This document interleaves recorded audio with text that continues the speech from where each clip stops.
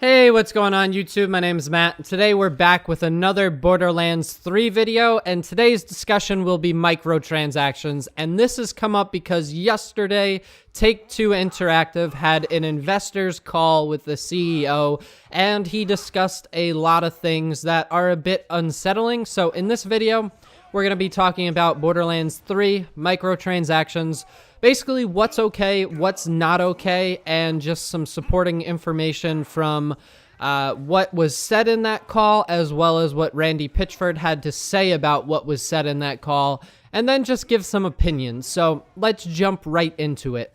So I, like many other people, know microtransactions are going to be in Borderlands 3 at some capacity. That's just the video game industry as a whole right now.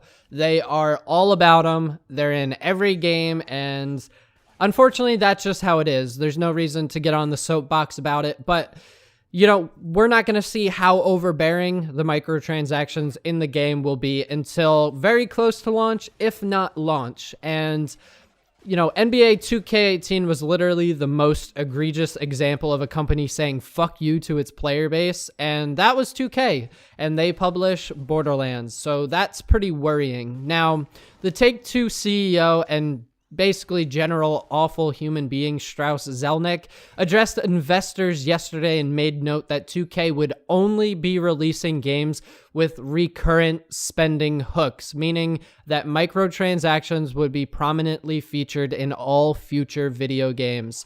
So he went on to state that when making games with robust engagement in large game worlds, there's opportunity to monetize the engagement. And that's fair depending on how you do it. You know, I'm going to be completely honest, that's entirely fair depending on how you do it. But here's the thing, a lot of companies do it wrong, and they do it in a very scumbaggish way.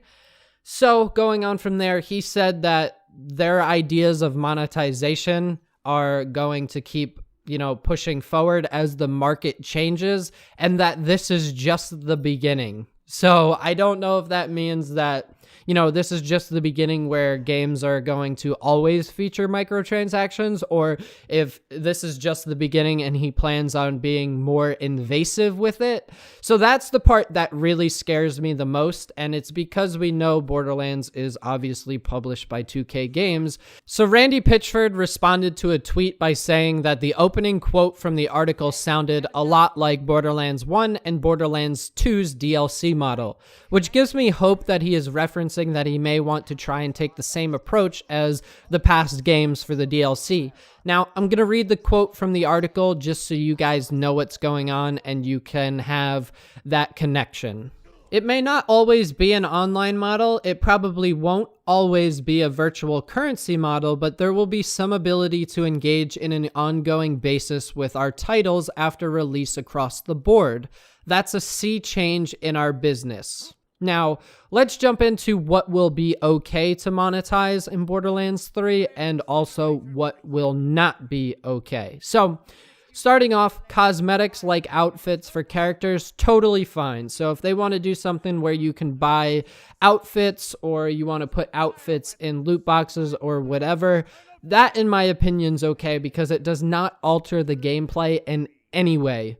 Now, if all outfits for characters were in loot boxes or you had to purchase them, that would be kind of bullshit. I think there needs to be a fine line of what's pre-existing in-game that comes with the base game and what can be considered for, you know, a loot box or purchase. Headhunter-esque DLCs, larger DLCs, story-based DLCs, totally fine, obviously. I think the way they've done it in the past, a lot of the DLCs added a lot to the game, and in general, were just really fucking cool, in my opinion. I loved the DLCs that they came out. Headhunter-wise, I know I already touched on that, but I think they did a great job with that, and there's no reason why we shouldn't expect it. Skins for weapons, in my opinion, are totally fine. I know that there was a big uproar in Destiny 2 about shaders where you could kind of alter everything, but then they made shaders limited and for purchase. So I think skins, if they wanted to do loot boxes, skins are fine. Again, they do not change the core gameplay. They only change the way things look. So again, you might think, oh shit, I need this skin because it looks cool, but at the same time, it doesn't do shit other than change the way the gun works. It doesn't give it better prefixes, better firing rate, more damage. That's fine. Golden keys for the chest, I'm totally cool with. In fact, I that's the one I really wholeheartedly 100% expect. And honestly, the golden chest isn't that good. There's a few reasons to use it, but honestly, if you want to make me pay for that, I don't feel the need to use it. And in fact, a lot of times if you want to spam for guns in the case or in the chest, it kind of defeats the purpose of playing the game. Borderlands is about grinding, getting better gear, better weapons, better prefixes, and just looking for the god roll weapon that has everything that you want. So, you know, if they want to do that, that's fine. Honestly, it's not going to be something that's going to rope me in. And lastly, the one thing that will not be okay, in my opinion, is guns in any shape or form. Do not make a loot box where we can, you know, the worst case scenario that I'm thinking is they have tiered loot boxes and you can pay for a loot box that gives you some selection of legendary weapons, seraph weapons, pearlescent weapons. That is absolutely the worst case scenario. That would entirely take away from just Borderlands as a whole and the gameplay and the way things work. That would be fucking the worst possible thing.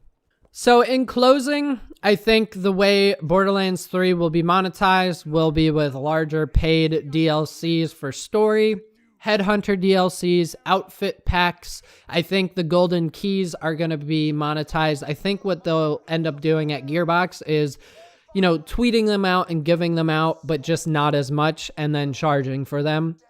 And this is the shitty one. I really think they're going to adopt what Destiny 2 does with the Fireteam medallion, and I think there's going to be the option to buy some form of boost for drops, and that sucks. That's one that I'm not super okay with, but with the monetary success of Destiny 2 and its model, I think a lot of games are going to try to mimic that, and with Take-Two and 2K being greedy bastards, they're going to push for it, and I don't know how much Randy can do, to be honest. I really hope that he realizes that some of the stuff that they may propose will entirely ruin the experience, and I do have some faith in him. You know, I know that other Gearbox titles are so-so, and that you can argue that they've been just shitty or they've had bad press, which is entirely fair to say, but I truly believe that Borderlands is Gearbox's baby, and they've done a lot to show it justice, and they've gone to bat, and they've defended it quite a lot, so I really hope that they treat it like so and deliver a product that is a good compromise. So that's what I've got to say about monetization in Borderlands 3. I would love to know your thoughts on it. What is not okay? What is okay? What you think is bullshit, etc., etc. Thanks for watching. If you liked the video, remember to like, comment, and subscribe. Join the discussion, and I will see you in the next one. Later.